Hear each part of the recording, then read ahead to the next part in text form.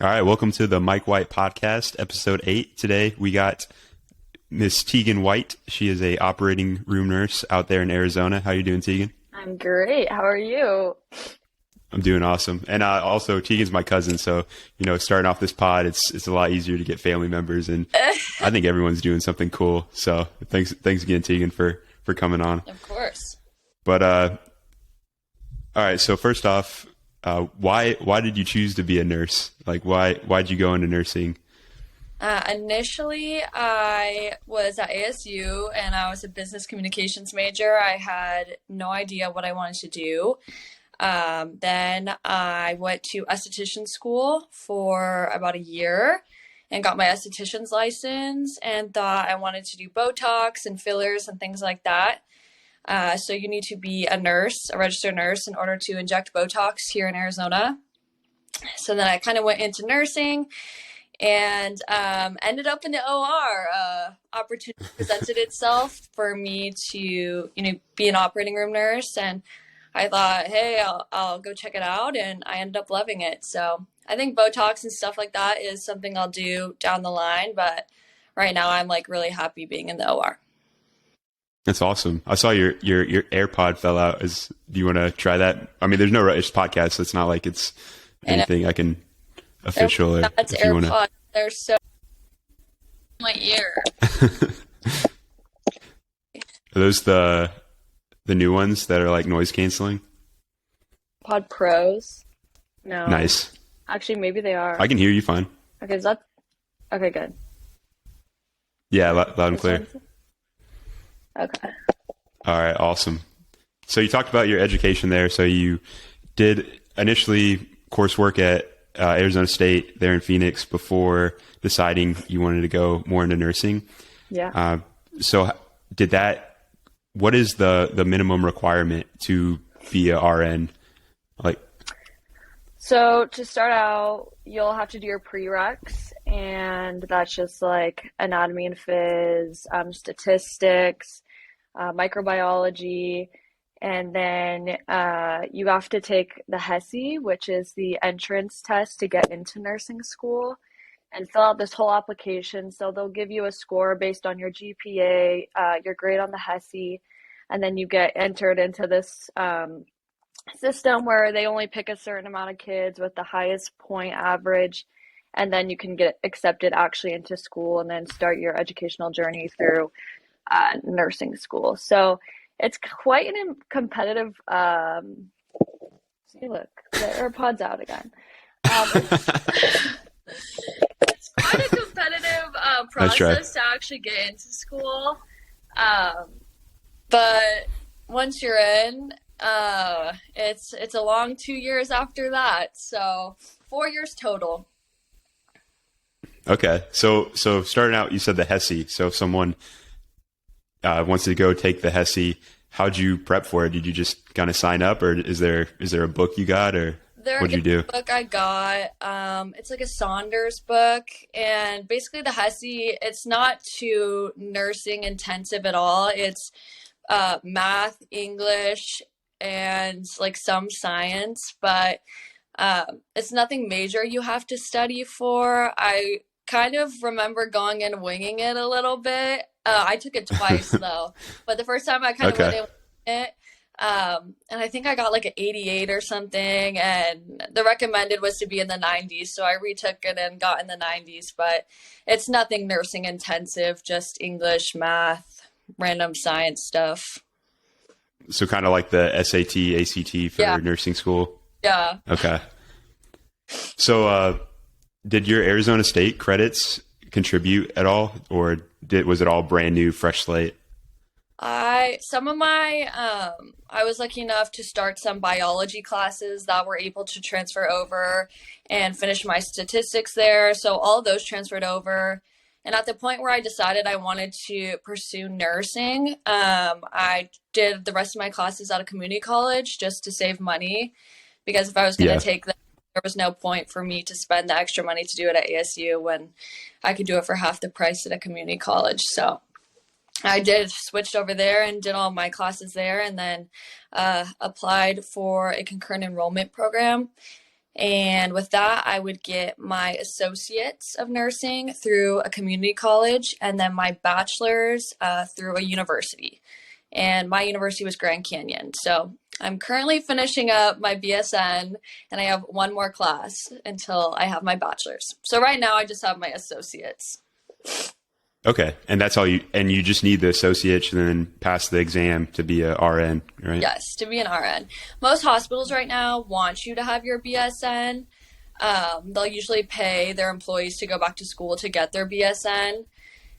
So it's just something that I want to have down the line as a certification and something that employers can look at and something that's a part of my resume. So you're taking like night classes or, I mean, because you already got a full load of work, right? So I'm in my capstone right now, which requires me to do 10 clinical hours. So I work my 40 hours and then I do my 10 clinical hours at my work site, which is really convenient. They are partnering up with the hospital I work at, so I can just do it all at the same time. Awesome. Bonus hours. I know. But you don't get paid for those, right? Nope. That's for the credit. Nope, just for credit. Yeah.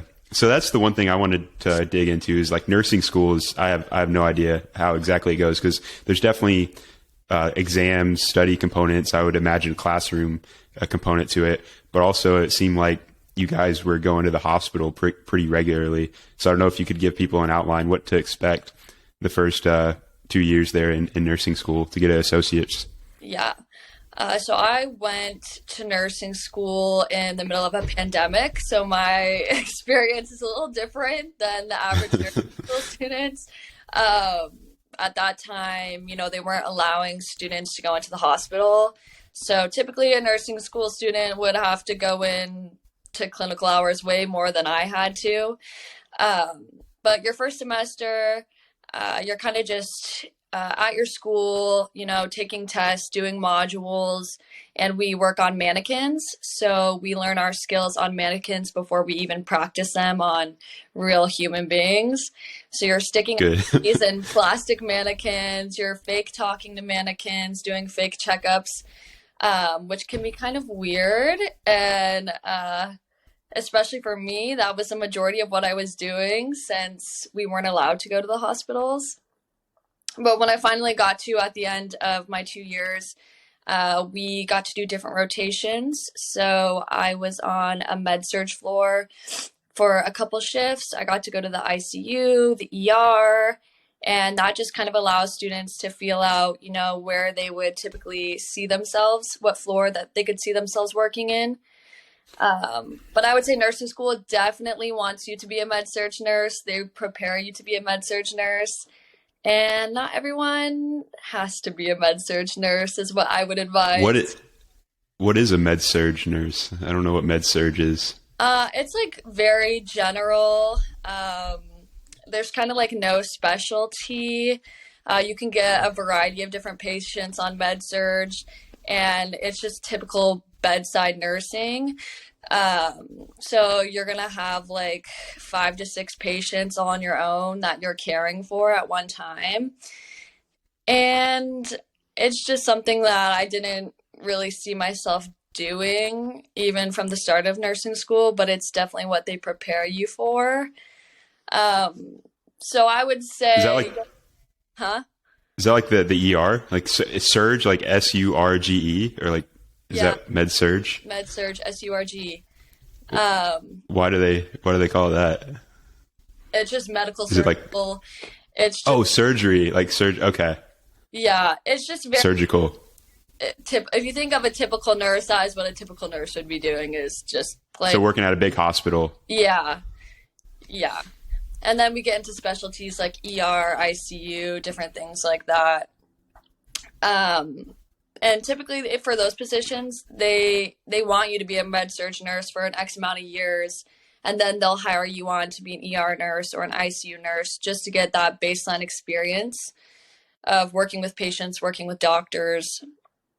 But some hospitals, like the one I'm working at, I was able to get into OR as a new grad. So definitely don't sell yourself short.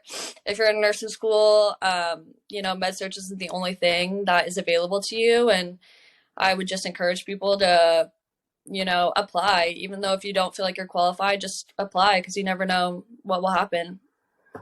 Yeah. And I mean, you went in there thinking you're going to do more of the cosmetic side, and then you decided to do OR. Is there a certain specialty that you learned that you're like, I never want to do this specialty, or that you kind of open to any of them? In the OR? It's just like you talked about ICU or ER, like, do you have any interest in ever doing that? No. I honestly don't see myself doing any other thing in the hospital besides being an OR nurse. So what traits do you think are good for OR nurses? Like, why do you gravitate towards that? What specifically about that do you like? Well, what you'll hear most people say criticisms about the OR is there's not a lot of patient interaction. We're only interacting with patients, to get their name, get the surgery. They're getting to wheel them back to surgery, and then they're going off to sleep. So there's not a lot of patient interaction. You're more so working in the surgical team. You're working with physicians. You're working with anesthesiologists. You're working with scrub techs. So I like that team component of working with a bunch of different specialties. And I still feel like there is that connection with the patient that I still get to have. It's like the scariest time in a lot of people's lives is going into surgery. So just being able to be there and say, I'm going to be here when the surgery starts and I'm going to be there when the surgery ends. And it really is comforting to people. And they tell you how big of a difference that you make. It just in like the 5 minutes that they see you, it's pretty crazy how big of an impact you can have. So would you say that is the most rewarding part of your job, or what so far? I know you haven't been doing it for too long, but what do you like the most out of being an OR nurse? I would say it is rewarding, but I feel so more the educational aspect. Like I get to see a variety of different surgeries more than I ever could have thought. We're a really big hospital. We have 24 rooms. We're a level 1 trauma center. So I get to see orthopedics. I get to see robotics. I get to see, neuro, vascular. I get to see it all.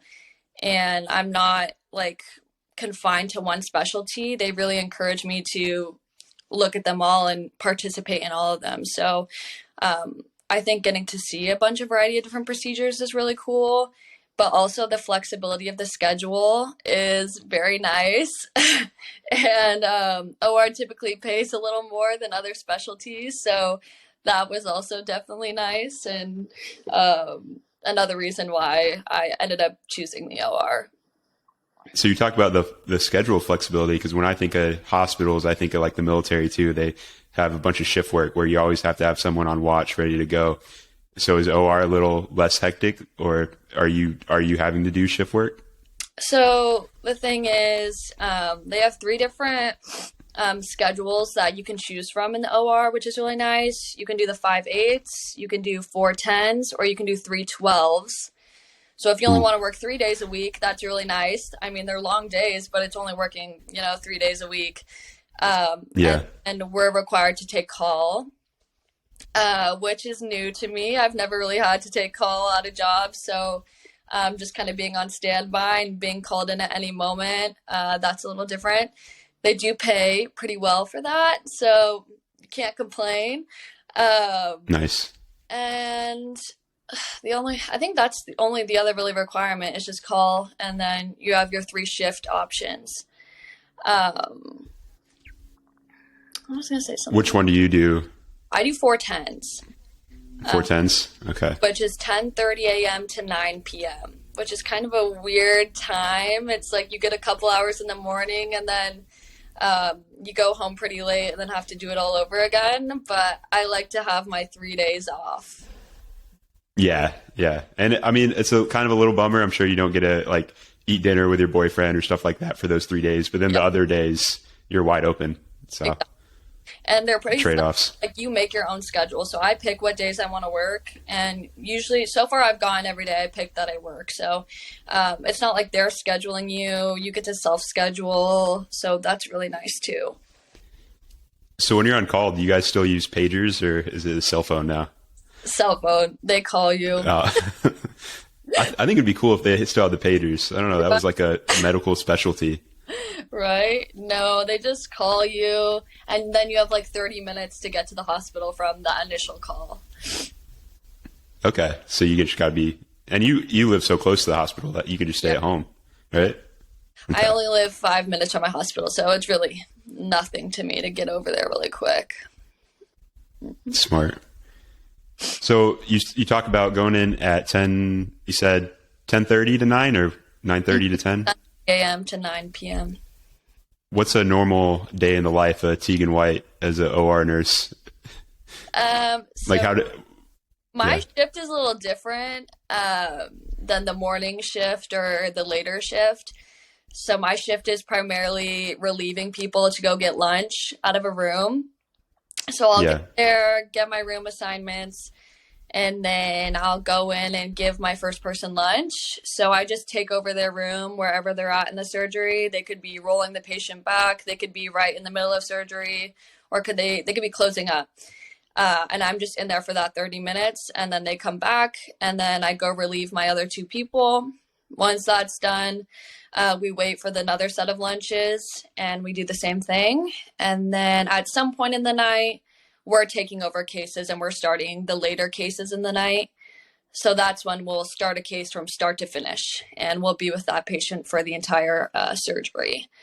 So Okay. every day is pretty different. I'm not assigned to a specialty, so I could really be thrown into any case.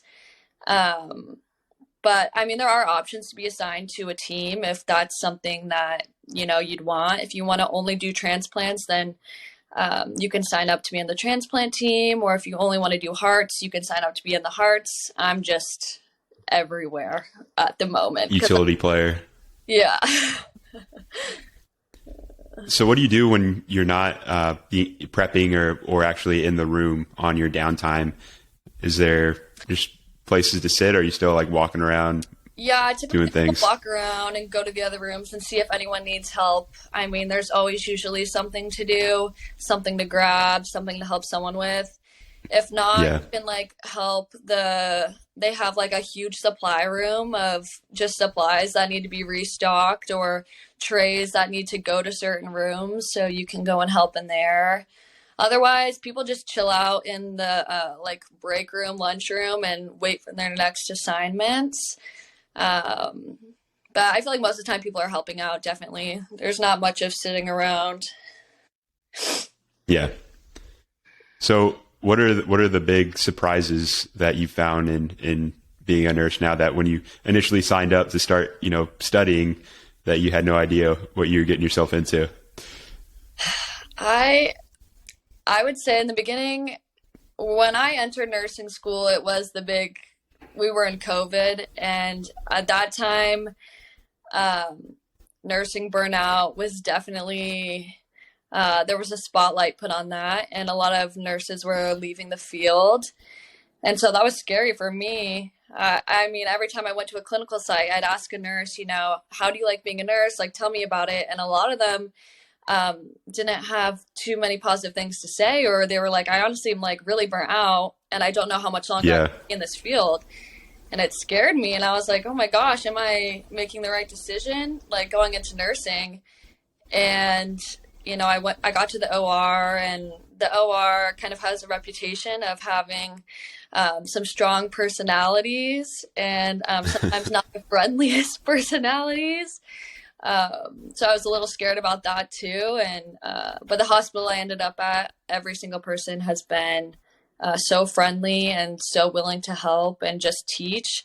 So I feel like I got really lucky with that, being somewhere where they're not gonna, there's this thing like nurses eat their young, and Yeah. everyone has been so friendly to me and so kind. And I genuinely love the people that I work with.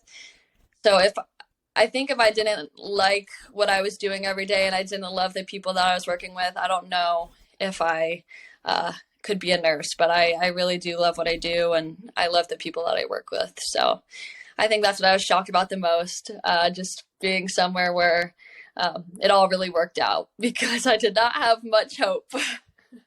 Yeah, and you really can't tell before you actually sign the contract and show up to work, right? Because you're not seeing those people. Do you even like did you interview with your boss before, or was it a totally different person? Kind of funny. I never even interviewed for my job. I kind of just got the job.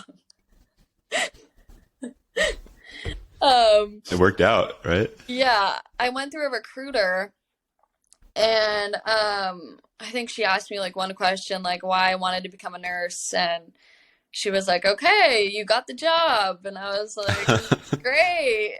And my first day, I usually they have people start in groups, but I was actually the only one starting at that week, so I kind of was in my own group, which was also a little hard because I didn't Hmm. have a bunch of people going through this process with me. So yeah, I was all alone, and but for 3 months was our training, and typically it's 6 months, but since we were short staffed, it went down to three. The express express style, and that's awesome too. Because like once you're a nurse, if you don't like the culture or something like that, or the certain hospital, you could be a nurse in any city in the country you want it to be. Like everyone has hospitals, so you kind of got a good bargaining chip if they're not treating you well. Yeah, Get out of there. yeah. And that's the thing too is, once a lot of that's why most people go to traveling now. People want to be travel nurses. They want to go see different places. You can get contracts for insane amounts of money. So there's just so many options, and I'm never afraid I'm not going to have a job because I could really get a job anywhere. Yeah, why do travel nurses get paid so much more? Do they It's work more hours or? No, they do the exact same job, but they just get paid like triple the amount. Um, it's hospitals have like for our hospital we're short staffed, and at one point when I started, we were 80% travelers, and Wow. the rest was core staff. So you can imagine how desperate they were for people to come to our hospital, and they'll just pay them to come because they need people that bad. But that And also they're all like, for the core staff, because that's a big chunk of our staff that is only going to be there for 6 months. So it's interesting. I guess because if the contract's 6 months, then they're getting paid the premium for having to pick up and move every so often, and I guess you don't really get to settle down. Yeah, But yeah. But they love it. that's the only difference. They love going. Every traveler I talk to, they just love traveling, and that's mainly why they get into it. I was talking to Bryce. He was saying he knows a lot of people that get burnt out more as travel nurses. I feel I like don't know if you've seen that. I would not like it just because. I mean, at some hospitals, the core staff is not the nicest to travelers because obviously there's some. They know that they're getting paid more for doing the same job, so there definitely is that tension of, I'm not going to help you because you should know what you're doing type of attitude, which is unfortunate, but it does happen. So I could see how travel nurses would definitely get burned out. Yeah.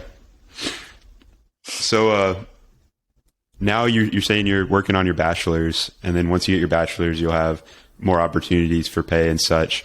Is there anything else? Like I saw there's nurse practitioners as well. Like why would you ever want to be a nurse practitioner, or do you see yourself ever doing that? I personally do not see myself continuing my education in nursing beyond my BSN. If anything, the next step for me would be to do Botox and filler and things like that. Or to Yeah. work in a plastics office since I have OR experience at that point and do those kind of surgeries along with the Botox and filler. But I mean, if you're And then in you don't have to if what? you don't have to worry about the insurance, all the insurance mess of regular hospitals if you're just doing, plastic surgery, all the more like private companies. Yeah. I feel like that's just a better environment.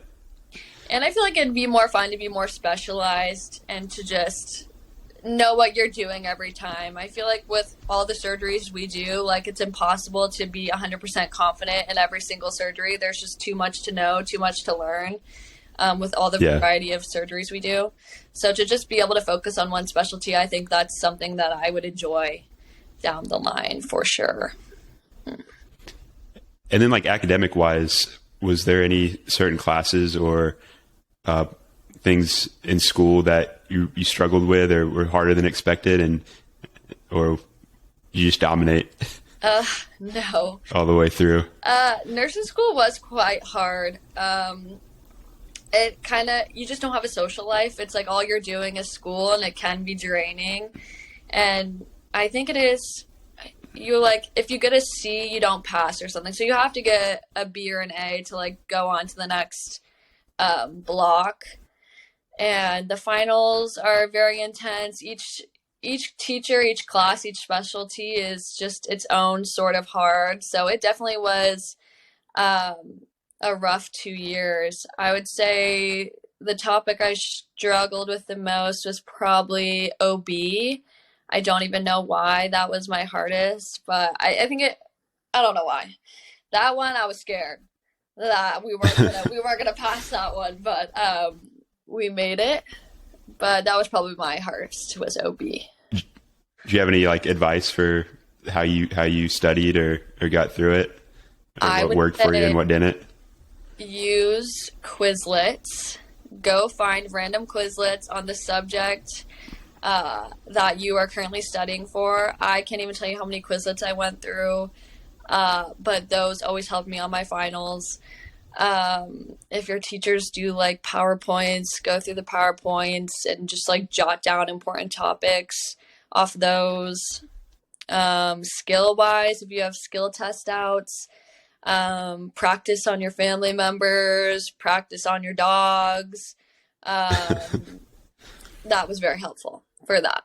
And to not overthink. Yeah, and Don't overthink. that's good. Yeah, just act. And Yeah. I've heard a lot that the repetition thing, like you're talking about family members or dogs, but even if you do it in your head, like if you're just sit in a chair and just think about exactly what you're going to do and do that over and over again, Yeah. that every little bit of that helps.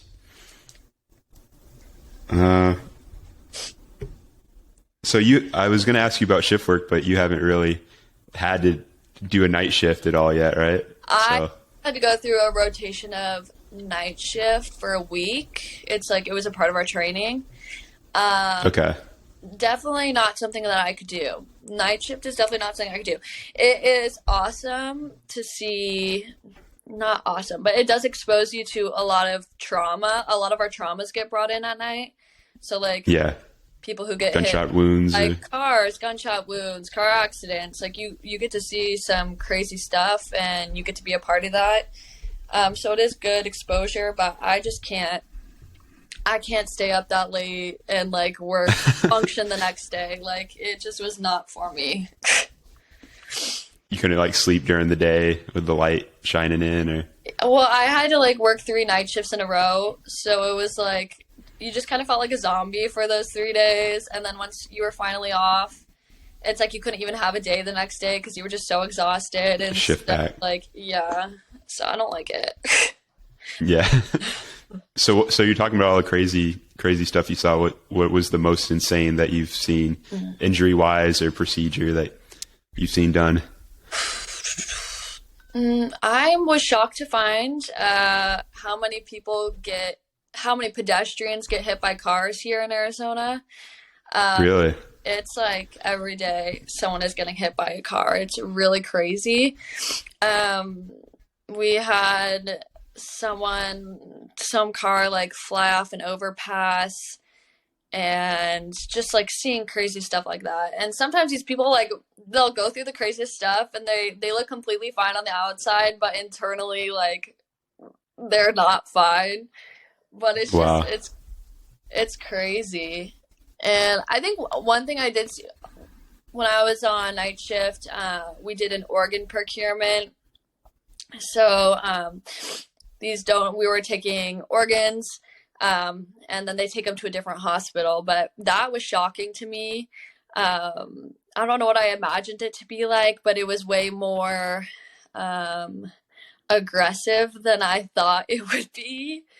So you're Um, taking the organs out of the people that have died? mhm, Jesus. mhm. How did you, I haven't even seen a dead person. I don't want to see a dead person. And I would think that would mess me up. I don't know. Are you used to it now, or does it Oh yeah, haunt you at night? no, no, But it doesn't. blood in the guts, like, did you have any concerns going in, and then now you're fine? It's kind of funny because I remember you see it all on TV, like Grey's Anatomy, things like that. You see these crazy Yeah. and so I remember seeing stuff on TV and be like, ugh, like that's gross. Like I can't look at that. And then I see it in real life and I'm like, like we do an amputation and I'm wheeling the leg off to pathology, then I'm like, Oh, go eat lunch. Like it's just it unfazes me now and does it it's smell? Doesn't it smell too? I feel like I lost my smell with COVID when I got COVID, and now I feel like my smell is just kind of impaired. So that's maybe something good that came out of COVID because I'm sure it does smell at some points, but I have not smelled anything terrible yet. Gosh, that's rough. And then, all right, so I got some rapid fire questions for you if you're ready. Yeah. But all right. So PTO, does it exist for nurses? How easy is it to take? It does. I have to even look how much I had. They're pretty good about requests off. So we have sick time and then we have PTO. Everything that I've requested, they've given to me. So they're pretty good about it. This is a fun fact. I got COVID and they take that out of your sick time. And then once you run out of sick time, they take it out of your PTO. And you have no say in it, which is kind of unfortunate. And you have to stay out of the hospital for 5 days regardless. So that was kind of a bummer. But Is that the same? Yeah. What if you got the flu? Do they have the same quarantine for the flu as COVID, or is it special for COVID? I think it may have been special for COVID. It was 5 days. I mean, it used to be longer. It used to be 10 days. They cut it in half now. Yeah, That's significant though. it is. And you have no option. So it really just chews a lot of your sick time, your paid time off. So it can really mess your stuff up. So other than losing PTO to COVID, what's your least favorite aspect of the job?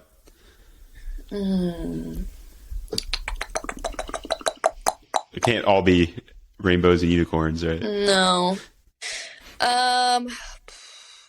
I think it bothers me a little that I could really be thrown into any specialty, not feeling 100% confident in every specialty. I mean, I only had 3 months to train for this job, and there's Yeah. so many different surgeries that we can do. So it is a little scary to me that they could throw me in some high level neurocrany trauma, and I don't feel the most comfortable doing that. So that's probably a downside is the training aspect of it all. I wish it was longer, but they're short staffed and 3 months is going to have to cut it. And there's a person that certified you that they know your skills, right? So as long as they think you're Yeah. good to go, Yeah. you should. I can be a safe nurse. It's just 100% being knowledgeable about every little thing they're doing. It's just Yeah. But that's probably the best way to learn it is to actually do Throw it. So fire and you'll learn once you do something wrong. You'll never forget it.